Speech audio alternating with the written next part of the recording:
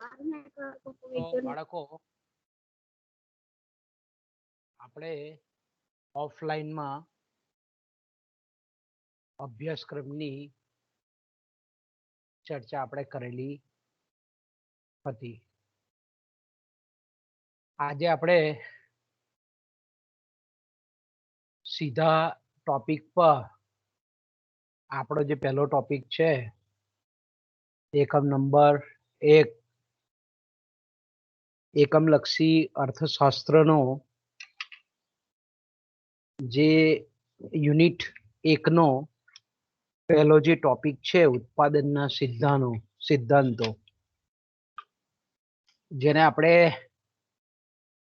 કહીએ છીએ principles of production, બરાબર. એને આપણે શું કહીએ છીએ તો કે ઉત્પાદનના સિદ્ધાંતો કહીએ છીએ. તો આપણો જે પહેલો યુનિટ છે, પહેલો એકમ છે, એના મુખ્ય 3 જેને આપણે કહીએ છીએ કે મેઇન 3 ટોપિકને આપણે આવરી લેવાના છે. એક તો ઉત્પાદન અંગેના જે વિવિધ ખ્યાલો છે તે, ખર્ચ અંગેના વિવિધ ખ્યાલો છે તે, અને આવક અંગેના વિવિધ ખ્યાલો છે તે. એટલે આપણે એમ કહી શકીએ કે આપણો યુનિટ 1 છે તે ઉત્પાદન, ખર્ચ અને આવક અને આ 3 વચ્ચેના જે આંતર સંબંધો છે એની આપણે ચર્ચા કરવાની છે. ઉત્પાદનના સિદ્ધાંતોની ચર્ચા કરવાની છે, બિન પ્રમાણસર ઉત્પાદનના નિયમની ચર્ચા કરવાની છે, પછી કદ વિકાસના લાભાલાભ છે, ઉત્પાદનના સાધનોના કયા કયા પ્રકારો છે, આ બધી જ બાબતોની આપણે અહીંયા ચર્ચા કરવાની છે. અલગ અલગ પ્રકારની જે ખર્ચ રેખાઓ છે, કે દાખલા તરીકે આપણે એમ કહીએ કે સ્થિર ખર્ચ છે, અસ્થિર ખર્ચ છે, કુલ ખર્ચ છે, સરેરાશ સ્થિર ખર્ચ છે, સરેરાશ અસ્થિર ખર્ચ છે, સમયના ટૂંકા ગાળામાં અને સમયના લાંબા ગાળામાં. અને સાથે સાથે આપણે જાણીએ છીએ તે પ્રમાણે કે સમ ઉત્પાદનની જે રેખાઓ છે એની પણ આપણે ચર્ચા કરવાની છે. તો આપણો જે એકમ 1 નો જે અભ્યાસક્રમ છે એ અભ્યાસક્રમમાં તમે જોઈ શકો છો કે એકમ 1 માં ઉત્પાદનનો એની પ્રસ્તાવના, પહેલા તો આ ટોપિક એકચ્યુઅલી શું કહેવા માંગે છે તેની આપણે ચર્ચા કરવાની છે. પછી આવે છે ઉત્પાદન, અથવા તો એને આપણે જેને પ્રોડક્શન કહીએ છીએ ઇંગ્લિશમાં, એનો અર્થ. પછી ઉત્પાદનના જે મુખ્ય 4 સાધનો છે, જમીન છે, મૂડી છે, શ્રમ છે, નિયોજન શક્તિ છે, એના લક્ષણો ખૂબ ટૂંકમાં આપણે જોવાના છે. પછી આવે છે ઉત્પાદનના સાધનોની અંદર જે ખાસ જાણવા જેવી બાબતો છે તે કે ઉત્પાદનના સાધનો પરસ્પર એકબીજાની અવેજીમાં અમુક મર્યાદા સુધી વાપરી શકાય છે. ઉત્પાદનના સાધનોનું જે સંયોજન છે તેને પણ આપણે કંઈક અંશે બદલી શકીએ છીએ. એ જ રીતે ઉત્પાદન અને પેદાશ અંગેના જે કંઈ પણ ખ્યાલો છે તેની આપણે અહીંયા ચર્ચા કરવાની છે. ખાસ કરીને આપણે જાણીએ છીએ તે પ્રમાણે કે કુલ ઉત્પાદન, જેને આપણે કુલ પેદાશ, સરેરાશ પેદાશ અને સીમાંત પેદાશ, એટલે કુલ ઉત્પાદન, સરેરાશ ઉત્પાદન અને સીમાંત ઉત્પાદન, એ અંગેના જે 3 ખ્યાલો છે અને એ 3 વચ્ચેનો જે પરસ્પર આંતર સંબંધ છે એની પણ આપણે અહીંયા ચર્ચા કરવાની છે. પછી આવે છે ઉત્પાદન વિધેય. તો કે ભાઈ ઉત્પાદન વિધેય એટલે ઉત્પાદનના સાધનો અને ઉત્પાદન વચ્ચેનો જે ટેકનિકલ સંબંધ છે, જેને આપણે સાધન ઉત્પાદન સંબંધ તરીકે પણ ઓળખીએ છીએ, એ ઉત્પાદન વિધેયનો આપણે ખ્યાલ મેળવવાનો છે. પછી ઉત્પાદનના જે 3 નિયમો છે, એ ઉત્પાદનના નિયમોમાં વધતી પેદાશનો નિયમ, ઘટતી પેદાશનો નિયમ અને સ્થિર પેદાશનો નિયમ, એ આપણે બિન પ્રમાણસર ઉત્પાદનના નિયમ અન્વયે આપણે ભણવાના છે. પછી આવે છે કદનું વળતર. તો કે કદના વળતર ખાસ કરીને આપણે એમ કહીએ કે વધતું વળતર, ઘટતું વળતર ને સ્થિર વળતર. અને ત્યારબાદ અંતે આપણે કોઈ પણ એકમનું કદ વધારવામાં આવે તો એ કદ વધારાને લીધે આપણે એમ કહીએ કે કેટલા લાભો પ્રાપ્ત થાય, કેટલા ગેરલાભો પણ ઉભા થાય. તેને આપણે કહીએ છીએ કદના આર્થિક લાભાલાભ. એની આપણે સંધિ છૂટી પાડીએ તો લાભ વત્તા અલાભ એટલે ગેરફાયદા અને ફાયદા, બેનિફિટ એન્ડ એને આપણે કહીએ કે વીકનેસીસ અથવા તો એની નબળાઈઓ. અને છેલ્લે જે છે ટોપિક આપણો પહેલા યુનિટનો એ છે સમ ઉત્પાદન રેખાઓ. તો આપણે પહેલા ટોપિકમાં શરૂઆત કરીએ કે ભાઈ what is the meaning of production. ભાઈ ઉત્પાદનનો અર્થ શું છે? વાસ્તવમાં એકચ્યુઅલી ઉત્પાદન શું છે? જેને આપણે પેદાશ કહીએ છીએ, જેને આપણે પ્રોડક્શન કહીએ છીએ, એનો વાસ્તવમાં મતલબ શું થાય? તો આપણે આગળ પણ તે વખતે પણ ચર્ચા કરી હતી થોડી કે ઉત્પાદન એટલે સામાન્ય અર્થમાં એકદમ જે વ્યવહારિક ભાષામાં જે ઉપયોગ થાય છે તે કોઈ પણ ભૌતિક વસ્તુ કે પદાર્થનું સર્જન કરવું, ક્રિએશન કરવું, તેને આપણે ઉત્પાદન કહીએ છીએ. એકદમ સાદા અર્થમાં, વ્યવહારિક ભાષામાં, રોજબરોજ જે એનો ઉપયોગ થાય છે તે એ કોઈ પણ ભૌતિક વસ્તુ. તો આપણે જોઈ શકીએ છીએ કે ભાઈ કાપડ છે, વાહનો છે, અનાજ છે, શાકભાજી છે, દૂધ છે. સામાન્ય અર્થમાં આપણે શું કહીએ છીએ?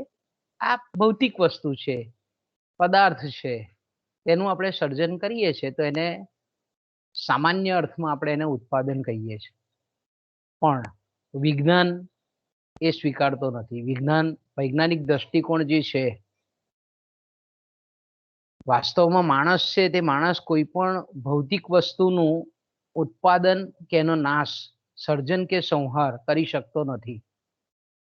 કારણ કે પૃથ્વી પર જે શક્તિ છે તેનો જથ્થો કેવો છે? અચળ છે. પૃથ્વી પર જે શક્તિ છે તેનો ઉર્જાનો જે જથ્થો છે તે કેવો? અચળ છે. કુદરતે આપેલા તત્વોનું એક સ્વરૂપમાંથી આપણે વાસ્તવમાં બીજા સ્વરૂપમાં માત્ર રૂપાંતર કરીએ છીએ. એટલે આપણે આઈન્સ્ટાઈનનું સૂત્ર પણ જાણીએ છીએ કે E બરાબર mc². એટલે કે પૃથ્વી પર કોઈ પણ પદાર્થનું સર્જન પણ નથી થતું અને એનો સંહાર પણ નથી થતો. એટલે કુદરતે આપણને દરેક પદાર્થ માનવ જીવનને, માનવીને ભેટ તરીકે આપેલા છે, બક્ષિસ તરીકે આપેલા છે. એટલે માણસ શું કરે છે તો કે ભાઈ આ પદાર્થ જે કુદરતે આપેલા છે એમાં વધુને વધુ સૃષ્ટિગુણ, જેને આપણે સંતોષ કહીએ છીએ, એ સંતોષનું સર્જન કે રૂપાંતરણ કરે છે અને સૃષ્ટિગુણમાં વધારો કરે છે. કુદરતે જે આપેલા તત્વો છે, કુદરતે આપેલા જે પરિબળો છે, પદાર્થો છે, સાધનો છે, સંપત્તિ છે, સંસાધનો છે, એમાં સૃષ્ટિગુણનું સર્જન કરી અથવા તો એ પદાર્થનું રૂપાંતર કરી એ પદાર્થના માણસને જરૂરિયાત સંતોષવામાં એનો ઉપયોગ કરે છે. માણસની જે કંઈ પણ જરૂરિયાતો છે એ સંતોષવા માટે એ પદાર્થનું માત્ર ને માત્ર સ્વરૂપાંતર કરે છે. દાખલા તરીકે આપણે જોઈએ છે કે બરાબર કે ભાઈ આપણી કોલેજમાં જ કેમ્પસમાં તમે બેઠા હોય તો ઘણી વખત ઝાડ પડેલું હોય, કાપાયેલું, તો એ કાપેલું ઝાડ પડેલું છે એમાંથી આપણે એમ કહીએ કે કોઈ દૃષ્ટિગુણ મળતો નથી, અથવા તો મળે તો બી કેવો નહીવત છે કે ભાઈ એને ટેક્યો દઈને આપણે બેસી શકીએ. પણ એ જ્યારે આપણે એમ કહીએ કે કપાયેલું ઝાડ છે એને જે લાકડાનો ડેન્સો છે, જ્યાં ફર્નિચર બનાવવામાં આવતું હોય, તે જગ્યાએ એને લાવવામાં આવે જ એ લાકડા, એ તૂટેલા વૃક્ષના લાકડાને. પછી એમાંથી અલગ અલગ પ્રકારના ટેબલ બનાવવામાં આવે, ખુરશી બનાવવામાં આવે, બેન્ચ બનાવવામાં આવે, બારી દરવાજા બનાવવામાં આવે. તો આપણે એમ ચોક્કસ રીતે કહી શકીએ કે લાકડા જે ખરેખર જે ઝાડનું થડ હતું, ઝાડની ડાળીઓ હતી, એનું સરસ મજાનું રૂપાંતર, એ લાકડાનું રૂપાંતર ફર્નિચરમાં કર્યું. એટલે એ બનાવેલા ટેબલ પર આપણે આપણી બુકો મૂકી શકીએ છીએ, કોમ્પ્યુટર મૂકી શકીએ છીએ, બેન્ચ પર તમે બેસીને પીરિયડ ભરી શકો છો, ઘરમાં ટીપોઈનો ઉપયોગ કરી શકીએ છીએ આપણે. ટીવી છે, અન્ય સાધનો છે, આપણે ફર્નિચરમાં મૂકી શકીએ છીએ. તો એ વૃક્ષ એકચ્યુઅલી કોણે આપ્યું છે કે કુદરતે આપેલી વસ્તુ છે, એનું આપણે શું કર્યું છે? રૂપાંતર કર્યું. આપણી જે માણસની જે જરૂરિયાતો છે, અહીંયા આપણે ફર્નિચરની જરૂરિયાત છે, તો આપણે ફર્નિચરમાં એનું રૂપાંતર એ લાકડાનું કર્યું. કોઈ ઘરોમાં આપણે જાણીએ છીએ તે પ્રમાણે કે એના દ્વારા ચૂલો પેટાવાતો હોય, ચૂલો સળગાવાતો હોય, તો એ લાકડાનું રૂપાંતરણ આપણે જાણીએ છીએ તે પ્રમાણે કે ગરમી પ્રાપ્ત કરવા માટે, રસોઈ કરવા માટે એનું રૂપાંતરણ કરવામાં આવે છે. એ જ રીતે આપણે જોઈએ છે કે જમીનની અંદર કાચું લોખંડ કુદરતે આપેલું છે, બરાબર? લોખંડ, એલ્યુમિનિયમ, તાંબુ, સોનું, ચાંદી, પેટ્રોલિયમ, આ બધી વસ્તુ કેવી છે? કુદરતે આપણને વિના મૂલ્યે આપેલી છે, આપણને બક્ષિસ આપેલી છે, આપણને ભેટ આપેલી છે.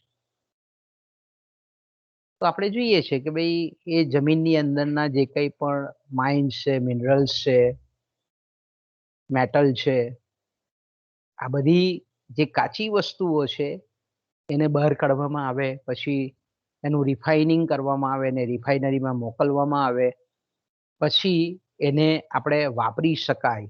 આપણી જે કંઈ પણ જરૂરિયાતો છે એ જરૂરિયાતોને પૂરી કરી શકાય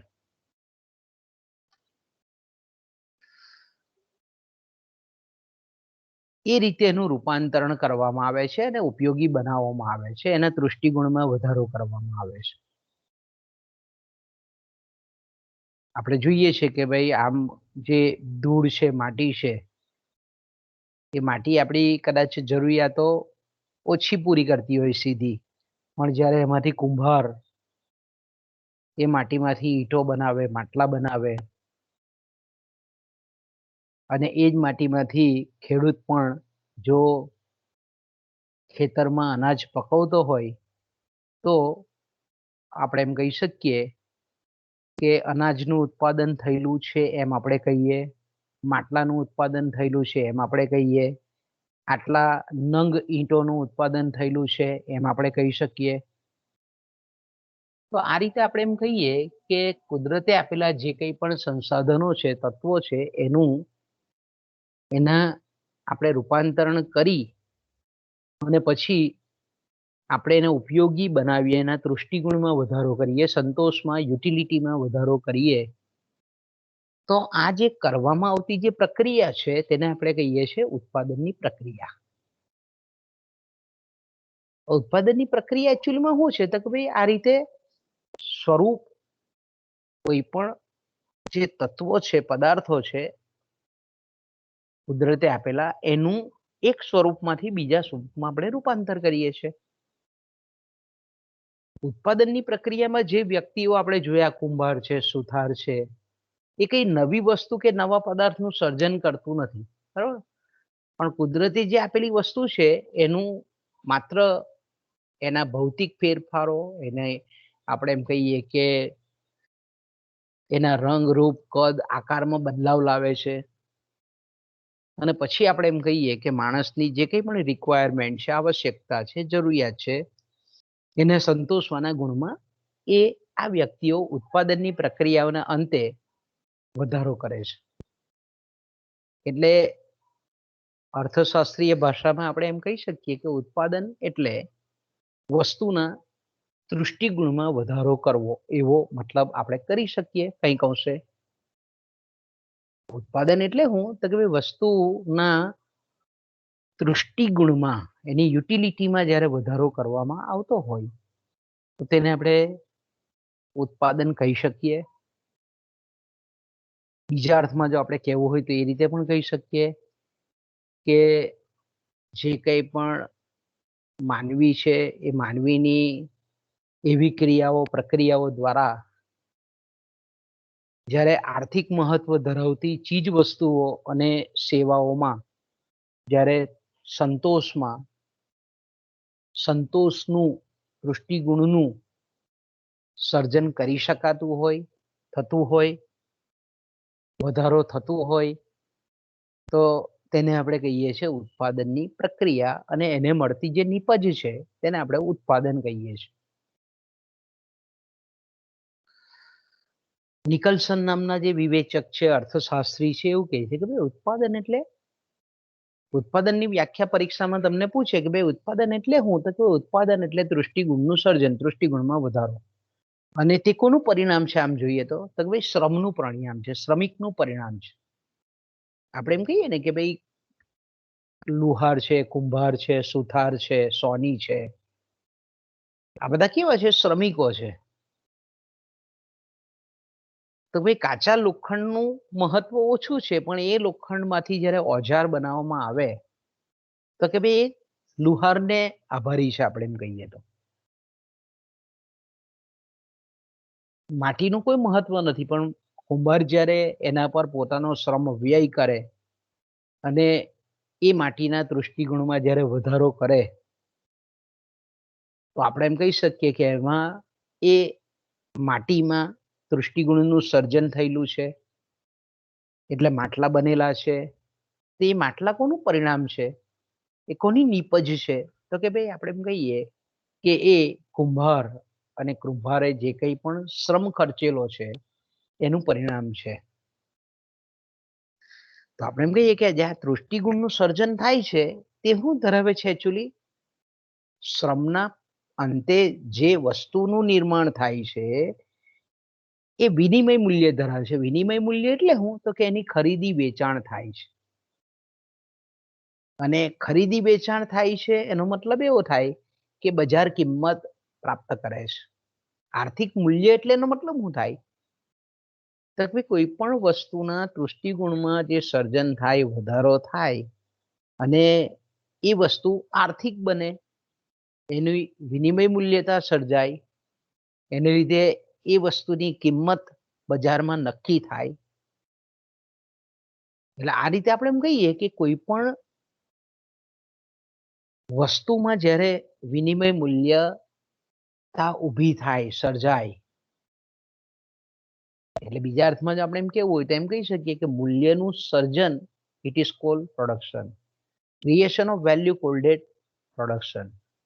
મૂલ્યના સર્જનને વાસ્તવમાં આપણે ઉત્પાદન કહીએ છીએ.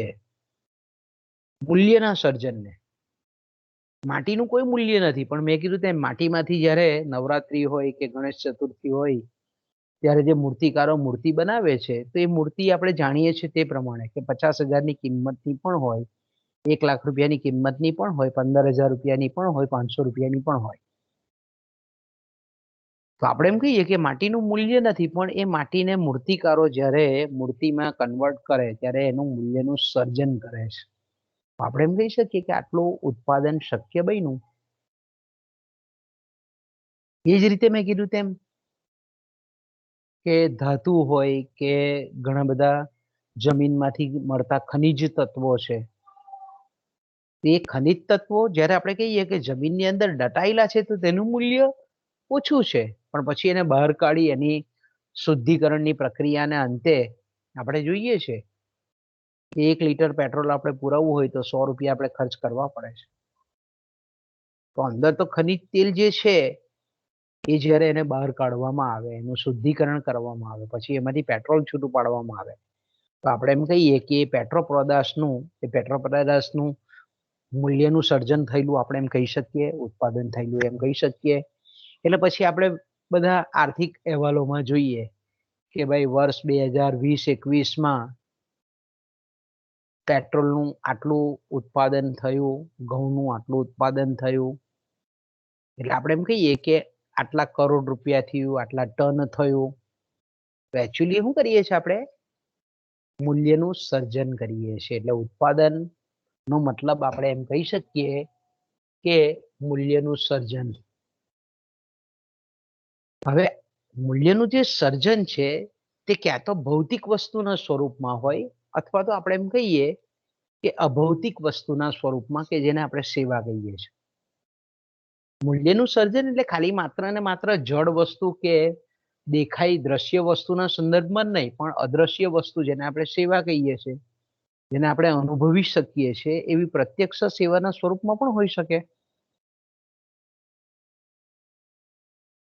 કે દાખલા તરીકે હું તમને અર્થશાસ્ત્ર ભણાવું છું, તો હું ભણાવું છું એ તમે અનુભવી શકો છો કે સાહેબ મને ઇકોનોમિક્સ ભણાવે છે, તો આ સેવા છે. તો સેવાને તમે અનુભવી શકો છો, એને જોઈ નથી શકતા. હું જે શબ્દ બોલું છું તેના ફોન્ટ તમને દેખાતા નથી, પણ તમે સાંભળી શકો છો, તમે એને અનુભવી શકો છો. ડોક્ટર છે તો ડોક્ટર જ્યારે તમને તપાસતા હોય ને તબીબી સારવાર આપતા હોય તો એ સેવા આપે છે એમ આપણે કહીએ કે તમને ભલે દવા આપતા હોય પણ વાસ્તવમાં એકચ્યુઅલી શું કરે છે? એ સેવાનું સર્જન કરે છે. ભાઈ તમને જે રોગ છે એનું એ માનસિક રીતે નિદાન કરે છે અને પછી એને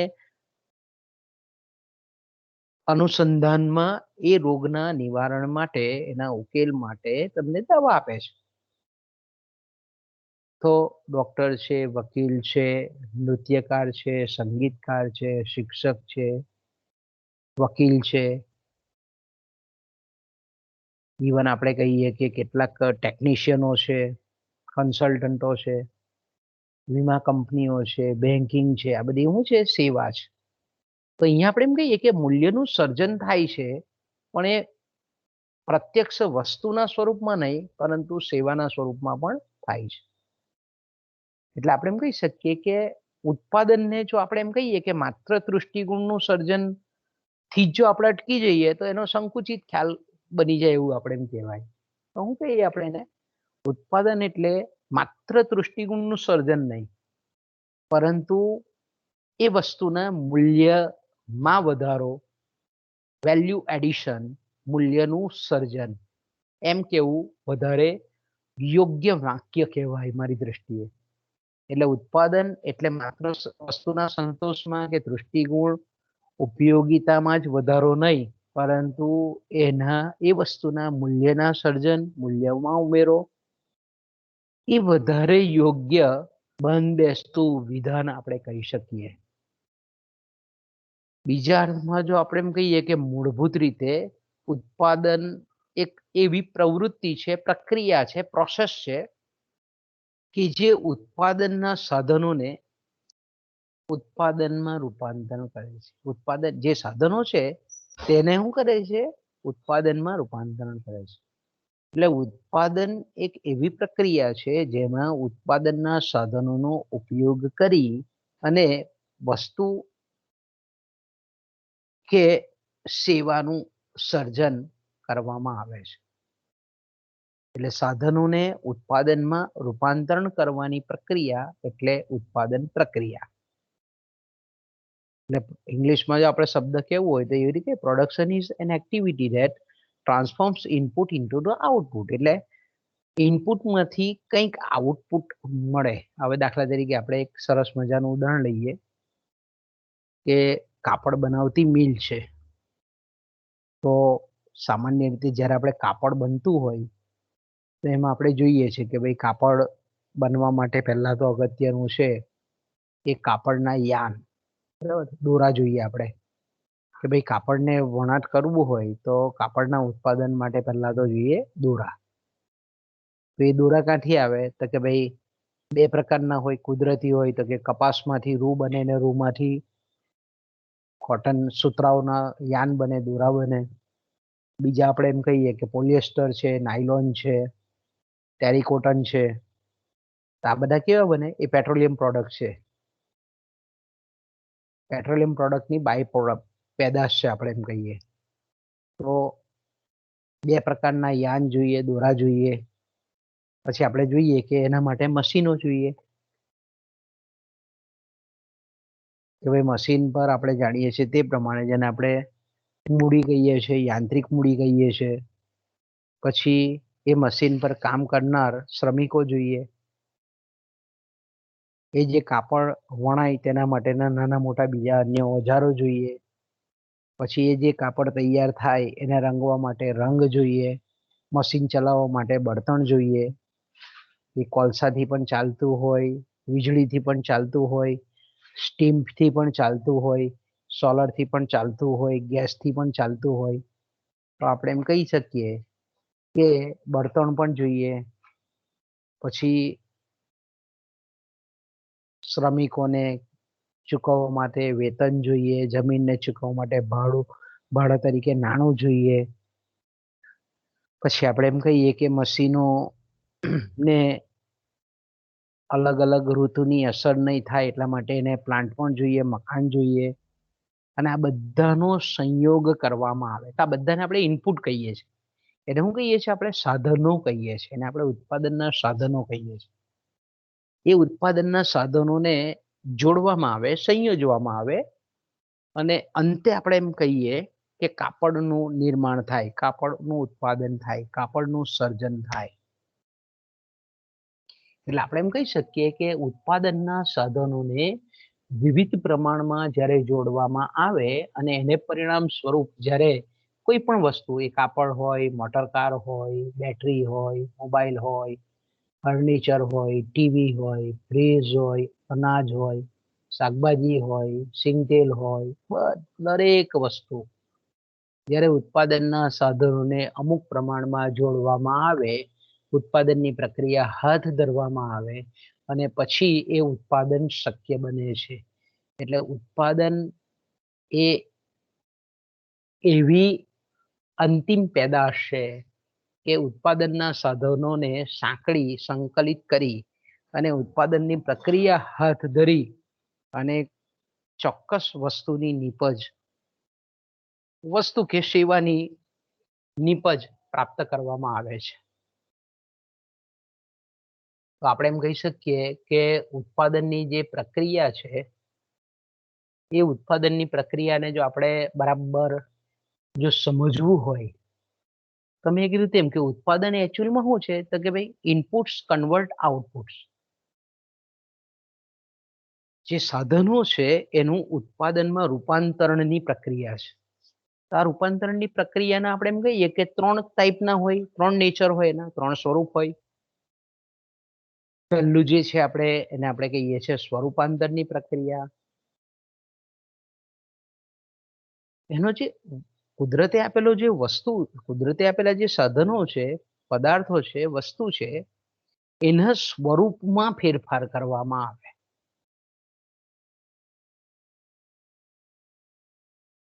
અને જ્યારે આપણે એમ કહીએ કે કુદરતે આપેલા જે કંઈ પણ વસ્તુ, પદાર્થ કે સાધનોના સ્વરૂપમાં ફેરફાર કરી અને પછી એના દૃષ્ટિગુણમાં જ્યારે વધારો થાય છે ત્યારે તેને ઉત્પાદનની સ્વરૂપાંતરની પ્રક્રિયા કહેવામાં આવે છે. કોઈ પણ વસ્તુનું તમે જુઓ ઉત્પાદન, તો કે આપણે ઘરનું ઉત્પાદન, બાંધકામની જે ઉત્પાદનની પ્રક્રિયા છે એના અંતે આપણે જોઈએ છે કે આપણને ઘરનું ઉત્પાદન થાય, પુલો બને, ડેમો બને, રસ્તાઓ બને. તો એકચ્યુઅલી શું છે તો કે કુદરતે આપેલી જે વસ્તુઓ છે કે ભાઈ જમીનની અંદર ચૂનાના પથ્થરો છે, એનું રૂપાંતરણ સિમેન્ટમાં કરવામાં આવે. કુદરતે કાચું લોખંડ જમીનમાં આપેલું છે, એ કાચા લોખંડમાંથી વાપરી શકાય એવું લોખંડ બનાવવામાં આવે. તમામ વસ્તુ આપણે એમ કહીએ ને કે કુદરતે આપેલી જે કંઈ પણ વસ્તુઓ છે, પદાર્થો છે, સાધનો છે, એનું રૂપાંતરણ કરી અને પછી આપણે મેં કીધું તેમ કે બાંધકામની ઉત્પાદનની પ્રક્રિયા હાથ ધરવામાં આવે.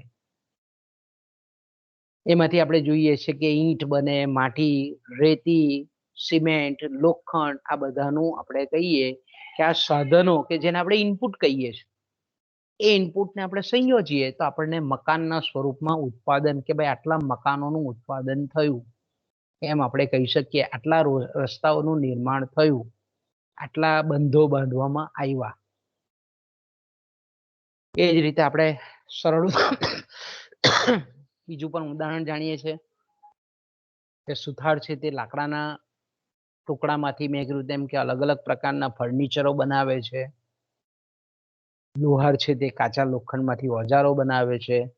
સોની છે તે કાચા સોનામાંથી આપણે એમ કહીએ કે અલગ અલગ પ્રકારના ઘરેણાઓ બનાવે છે. તો જ્યારે આવા શ્રમિકો દ્વારા, બરાબર, જ્યારે શ્રમિકો આપણે એમ કહીએ કે માનસિક અને શારીરિક શ્રમ ખર્ચ કરતા હોય ત્યારે આપણે એમ કહીએ કે એ વસ્તુના સ્વરૂપમાં એ વસ્તુનો જે રૂપ છે, રંગ છે, આકાર છે, કદ છે, વજન છે, આ બધામાં પરિવર્તન કરવામાં આવે અને પછી એ પરિવર્તન કર્યા પછી એ રીતનું આપણે કહીએ કે રૂપાંતરણ કરવામાં આવે કે જેથી કરીને દૃષ્ટિગુણમાં વધારો કરી શકાય. કે દાખલા તરીકે આપણે જોઈએ છે કે ભાઈ ઈંટના ભઠ્ઠા હોય, ઈંટના ભઠ્ઠામાં શું હોય તો કે હવે માટી હોય તો માટીનું એનું સ્વરૂપ કેવું છે તો કે કણ સ્વરૂપની છે. પછી એને આપણે જાણીએ છીએ તે પ્રમાણે કે એને મિશ્ર કરવામાં આવે. પછી એના બીબામાં જે ઈંટ છે એના શેપમાં એના બીબામાં એને આપણે કહીએ કે એને ઘન સ્વરૂપ આપવામાં આવે. પછી એને આપણે કહીએ કે એને ભઠ્ઠાની અંદર બરાબર તપાવવામાં આવે અને પછી સૂકવવામાં આવે. તો અહીંયા આપણે માટી જે કણ સ્વરૂપની છે એનું રૂપાંતર કર્યું, એનો રંગ જે કાળો હતો એનો લાલ કન્વર્ઝન કર્યો, એનો આકાર જે કણ સ્વરૂપનો હતો એના લંબચોરસ સ્વરૂપનો બનાવ્યો, એનું કદ જે નાનું હતું તેની જગ્યાએ આપણે એમ કહીએ કે 4x8ની કે જે પ્રમાણેની ઈંટ હોય તે પ્રમાણેનું એ કર્યું, એના વજનમાં પરિવર્તન કર્યું.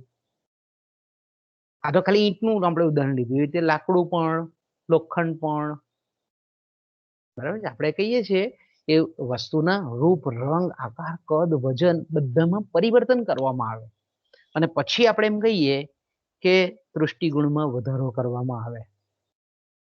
તો આવી જેને આપણે ઉત્પાદનની પ્રક્રિયા કહીએ છીએ તે એકચ્યુઅલમાં વાસ્તવમાં શું છે તો કે મોટાભાગની ઉત્પાદનની પ્રક્રિયાઓ, પ્રવૃત્તિઓ એ વસ્તુના સ્વરૂપાંતરની પ્રક્રિયાઓ છે અને એને લીધે જ ઉત્પાદન શક્ય બને છે, મોટાભાગની પ્રવૃત્તિ. ઓકે, બીજી જે રૂપાંતરણની પ્રક્રિયા છે કે જેને અંતે આપણે વસ્તુનું ઉત્પાદન શક્ય બને છે, વસ્તુના મૂલ્યમાં વધારો કરી શકીએ છીએ, વસ્તુના દૃષ્ટિગુણમાં વધારો કરી શકીએ છીએ, એ છે સ્થળાંતરની ક્રિયા. તો કે વસ્તુના સ્વરૂપમાં ફેરફાર કરવાની સ્વરૂપાંતરની પ્રક્રિયા આપણે જોઈ ગયા. તો ઘણી વખત આપણે જાણીએ છીએ તે પ્રમાણે કે વસ્તુને એક જગ્યાએથી બીજી જગ્યાએ ટ્રાન્સફોર્મ કરવાથી, એને સ્થળાંતર કરવાથી એક જગ્યાથી બીજી જગ્યાએ લઈ જઈને પણ દૃષ્ટિગુણમાં વધારો કરી શકાય છે. દાખલા તરીકે આપણે રાજપારડી પાસે જાણીએ છીએ, બરાબર, આપણે રાજપારડી પાસે કોલસાની ખાણ મળેલી છે એટલે આપણે જાણીએ છીએ કે ત્યાં જીએમડીસીએ કોલસો કાઢવાનું ત્યાં પોતાનું એકમ નાખેલું છે. તો અહીંયા આપણે જોઈએ છીએ કે એ રાજપારડીમાંથી કોલસો બહાર કાઢવામાં આવે, બરાબર. તો અંદર રાજપારડીને એરિયાની અંદર જે પૃથ્વીની અંદર દટાયેલો જે કોલસો છે એનું એટલું બધું મહત્વ નથી, પણ જ્યારે જીએમડીસી એને બહાર કાઢી અને પછી વાપી જીઆઈડીસીમાં, અંકલેશ્વર જીઆઈડીસીમાં, ઝઘડિયા, સુરત જીઆઈડીસીમાં કે વલસાડ જીઆઈડીસીમાં કે બોમ્બે જ્યારે મોકલવામાં આવે ત્યારે આપણે એમ કહીએ કે કોલસાના દૃષ્ટિગુણમાં વધારો થાય. એ બળતણ તરીકે ઘણી બધી ઇન્ડસ્ટ્રીમાં બોઇલર તરીકે એ કોલસાનો ઉપયોગ થાય. આપણે એમ કહીએ કે કોલસાને જમીનમાંથી બહાર કાઢી અને ફેક્ટરી સુધી મોકલવામાં આવ્યો એટલે આપણે એમ કહી શકીએ કે એનું સ્થળાંતર કર્યું અને કોલસાના યુટિલિટીમાં, કોલસાની દૃષ્ટિગુણમાં વધારો કરવામાં આવ્યો.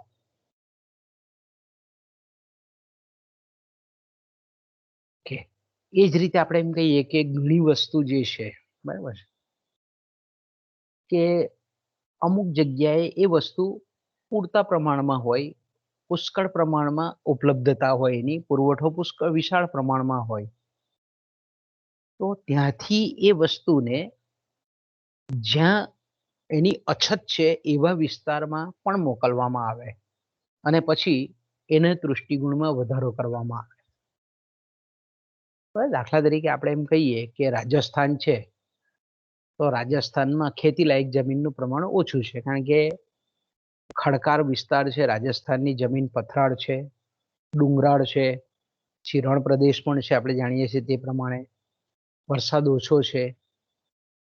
તો આપણે જાણીએ છીએ તે પ્રમાણે કે રાજસ્થાનમાં ઘઉં છે, ચોખા છે, ખાંડ છે, આ બધી વસ્તુ ક્યાંથી આવે છે? તો ભાઈ પંજાબથી ઘઉં આવે, પછી ગુજરાતમાંથી ખાંડ જાય, ઉત્તર પ્રદેશમાંથી ખાંડ જાય, અન્ય જે આપણે કહીએ કે અનાજની જરૂરિયાત છે તે અન્ય પ્રદેશમાંથી રાજસ્થાનમાં જાય. ઓકે, તો આપણે એમ કહીએ કે અન્ય પ્રદેશમાં પંજાબ તો કે ભાઈ ઘઉંનું વિપુલ ઉત્પાદન થાય, હરિયાણામાં તો કે ઘઉંનું ઉત્પાદન વિપુલ થાય, તો ત્યાં ઘઉંની છત છે. અછત ક્યાં છે? તો કે રાજસ્થાનમાં. ઓકે, એનાથી ઉલટું વિચારીએ આપણે કે ભાઈ રાજસ્થાનમાં જમીનમાં માર્બલ, જેને આપણે આરસપહાણ કહીએ છીએ, આરસપહાણ પુષ્કળ પ્રમાણમાં છે, અને ગુજરાતમાં આપણે એમ કહીએ કે અમુક જ વિસ્તારમાં આરસપહાણ છે. પંજાબમાં નથી, હરિયાણામાં નથી, દિલ્હીમાં નથી, ચંડીગઢમાં નથી, હિમાચલમાં નથી, કલકત્તામાં નથી. આરસપહાણ રાજસ્થાનમાં વધારે છે. તો રાજસ્થાનની જમીનમાંથી એ માર્બલને કાઢી અને ભારતના નહીં પણ આજુબાજુના દેશોમાં પણ એની નિકાસ કરવામાં આવે છે.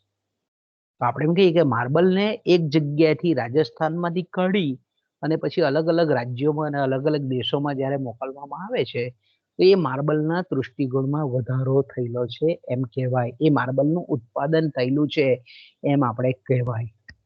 પંજાબે ઘઉંનું ઉત્પાદન કર્યું, ગુજરાતે ચોખાનું ઉત્પાદન કર્યું.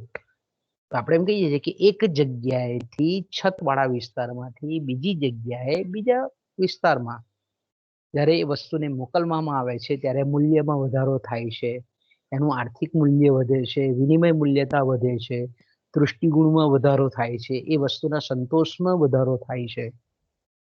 તો આને આપણે કહીએ છીએ ઉત્પાદન. સ્થળાંતરની પ્રક્રિયાને અંતે પણ આપણે એમ કહીએ કે વસ્તુની ઉપયોગિતામાં તૃષ્ટિગુણમાં વધારો થાય છે, મૂલ્યમાં સર્જન થાય છે.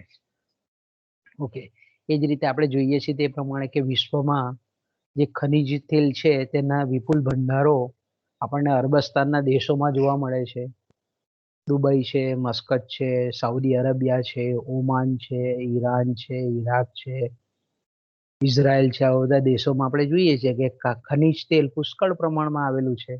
તો ત્યાંથી કાઢવામાં આવે અને વિશ્વના અન્ય દેશોમાં એને મોકલવામાં આવે, તો એને આપણે કહીએ છીએ સ્થળાંતરની પ્રક્રિયા.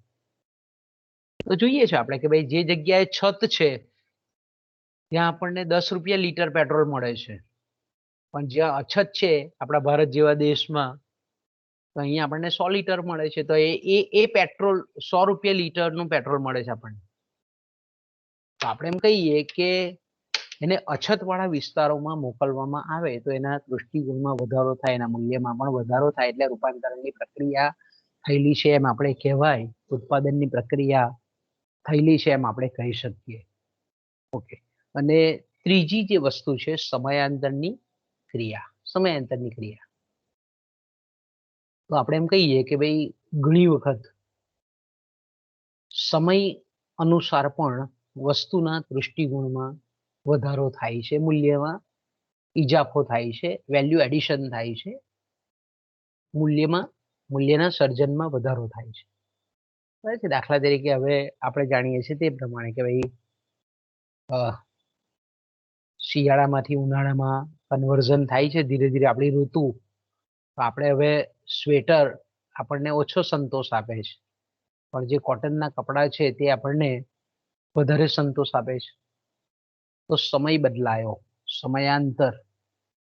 તો પહેલા આપણે જાણીએ તે શિયાળામાં સુતરાઉ કાપડમાંથી મળતો તૃષ્ટિગુણ ઓછો હતો. હવે સમય બદલાયો, ઉનાળો આવ્યો, ગરમી આવી, એટલે આપણે જાણીએ છીએ તે પ્રમાણે કે સુતરાઉ કાપડમાંથી આપણને તૃષ્ટિગુણ વધારે મળે છે, જ્યારે ઊની વસ્ત્રોમાંથી, ઊનના જે કપડા છે, વુલનમાંથી આપણને ઓછો સંતોષ મળે છે, ઓછો દૃષ્ટિગુણ પ્રાપ્ત થાય છે. એ જ રીતે આપણે જાણીએ છીએ તે પ્રમાણે કે રેઇનકોટ છે, છત્રી છે, એની ચોમાસામાં વધારે માંગ હોય છે, એમાંથી વધારે આપણને દૃષ્ટિગુણ પ્રાપ્ત થાય છે. પણ શિયાળામાં આપણે જાણીએ છીએ તે પ્રમાણે કે આ જ રેઇનકોટ અને છત્રીમાંથી આપણને ઓછો દૃષ્ટિગુણ મળે છે. એટલે જ્યારે આપણે એમ કહીએ કે સમય બદલાય તેમ એ વસ્તુ કે સેવાના દૃષ્ટિગુણમાં જ્યારે વધારો થતો હોય તો તેને આપણે ઉત્પાદનની સમયાંતરની ક્રિયા તરીકે ઓળખવામાં આવે છે.